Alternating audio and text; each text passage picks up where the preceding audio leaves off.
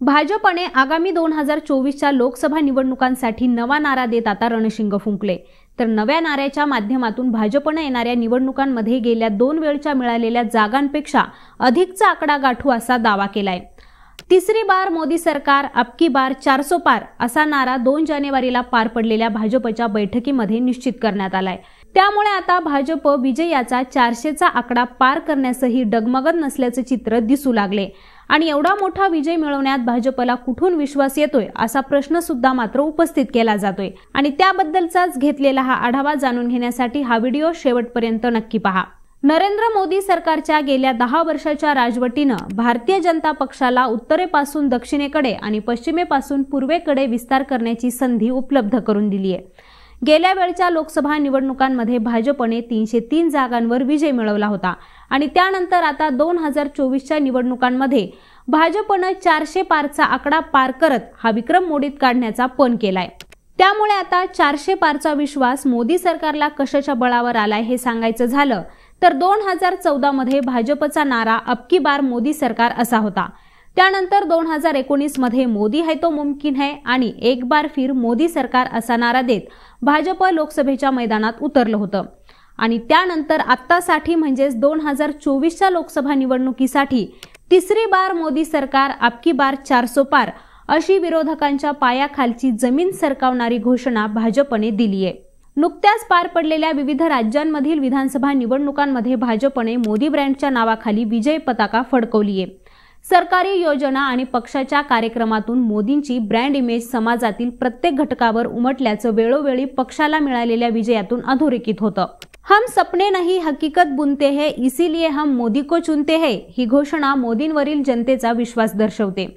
जेव्हा पंतप्रधान मोदी म्हणतात की यह मोदी की गॅरंटी है तेव्हा लोकांमध्ये एक वेगळाच विश्वास निर्माण होतो। यामुळेच जनतेमध्ये सुद्धा मोदींनी वचन दिल्यास ते प्रत्यक्षात उतरेल याची खात्री सुद्धा निर्माण होते। तर पुढचा मुद्दा आहे मूळ मतदारांचा पाठिंबा। गेल्या 10 वर्षात भाजप हा एकमेव असा पक्ष आहे ज्याने आपले मूळ मतदार टिकवण्यात, जनाधार वाढवण्यात आणि नवीन मतदार जोडण्यात यश मिळवले।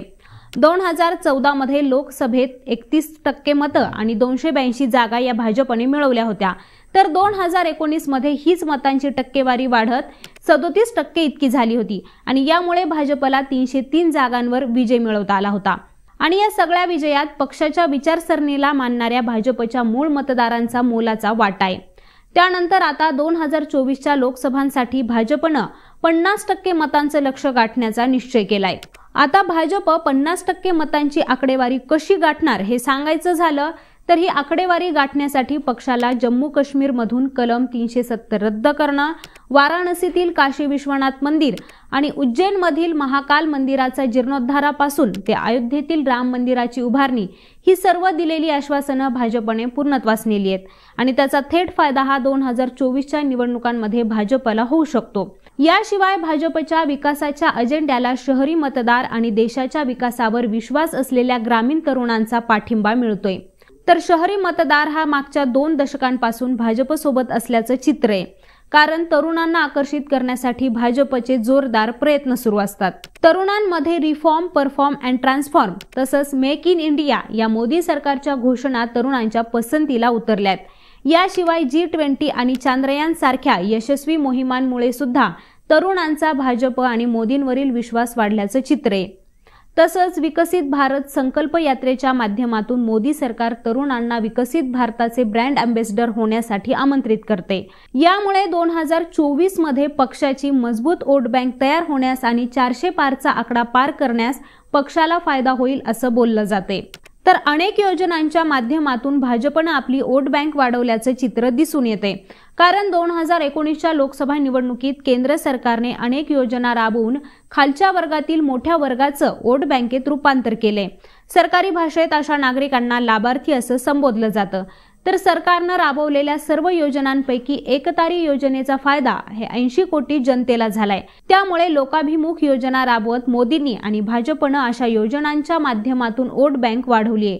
तर हीच वोट बँक 2024 साठी भाजप आणि मोदींसाठी गेम चेंजर ठरू शकते। याशिवाय भाजपने उत्तर, ईशान्य आणि मध्य भारतात आपली स्थिती मजबूत केली आहे. मात्र 2024च्या निवडणुकीसाठी अनेक राज्यांमधील बदललेली राजकीय समीकरणं आणि दक्षिणेत काँग्रेसची वाढती ताकद हे भाजपसाठी मोठं आव्हान बनले. तर दक्षिणेत जिंकणं हे भाजपसाठी नेहमीच कठीण राहिले. 2019 मध्ये भाजपनं सर्वोत्कृष्ट कामगिरी करत कर्नाटक, आंध्र प्रदेश, तेलंगणा, केरळ, तमिळनाडू आणि पुद्दुचेरीमधील 130 पैकी 29 लोकसभेच्या जागा या जिंकल्या होत्या आणि त्यापैकी 25 जागा या कर्नाटकातील होत्या तर 4 जागा या तेलंगणातील होत्या. मात्र नुकत्याच तेलंगणातील विधानसभा निवडणुकांमध्ये विजय मिळवल्यानं काँग्रेसला दक्षिणेत आणखी बळ मिळाले आणि या विजयाच्या जोरावर आगामी लोकसभेच्या जागांबाबत काँग्रेसनं भाजपला आव्हान देण्याची तयारी आता सुरू केली आहे. तर दक्षिणेमध्ये विजय मिळवण्यासाठी भाजपने काय काय रणनीती आखली आहे याबद्दल सांगायचं झालं तर भाजपला दक्षिणेकडे विजय मिळवणं हे देशातील इतर राज्यांच्या तुलनेत कठीण राहिल्याचा इतिहास आहे. वेळोवेळी इथं सत्ता मिळावी यासाठी भाजपकडून प्रयत्न केले जात आहेत. मात्र अद्याप तरी भाजपला या भागामध्ये यश मिळालेलं नाहीये. तर आगामी लोकसभेसाठी केंद्रीय गृहमंत्री अमित शहांनी तेलंगणामध्ये लोकसभेच्या 17 पैकी 10 जागा जिंकण्याचं लक्ष्य ठेवलंय. तसंच भाजप तमिळनाडूमधील AIADMKच्या 2 गटांना एकत्र करत युती करण्याची सुद्धा आता योजना आखते. तर भाजप समोर महाराष्ट्रात सुद्धा काही वाढती आव्हानं आहेत. याबद्दल बोलायचं झालं तर 2024च्या लोकसभा निवडणुकांसाठी भाजपचं अन्य राज्यांच्या तुलनेत महाराष्ट्राकडे विशेष लक्ष आहे.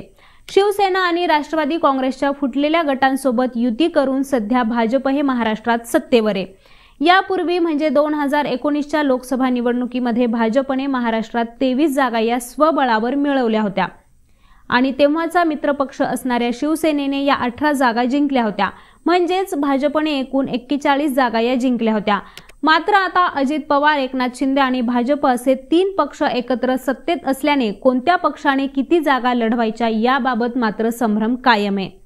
तिन्ही पक्षांचे नेते हे वेगवेगळ्या आकड्यांवर दावा करतायत. मात्र अद्यापही यावर कोणताही अंतिम निर्णय झालेला नाहीये आणि याशिवाय तिन्ही पक्ष एकत्र निवडणूक लढवतील असं मात्र पक्षांच्या वरिष्ठांकडून सांगितलं जाते. तर गेल्या काही दिवसांपासून राज्यात मराठा आरक्षणाचा मुद्दा सुद्धा गाजतोय आणि आरक्षणाचा हा तिढा सोडवण्यासाठी अद्याप तरी मात्र महायुतीच्या सरकारला यश आलेलं नाहीये. त्यामुळे या समाजातील मतांचा फटका भाजपला बसू शकतो असं मत राजकीय जाणकार आता व्यक्त करतायत. तर ही माहिती तुम्हाला कशी वाटली आम्हाला कमेंट करून नक्की सांगा. तसंच यांसारख्याच राजकीय विश्लेषणांबद्दल जाणून घेण्यासाठी लेट्स अप मराठीला सर्वच सोशल मीडिया हँडलवरती फॉलो करायला विसरू नका. पाहत रहा लेट्स अप मराठी.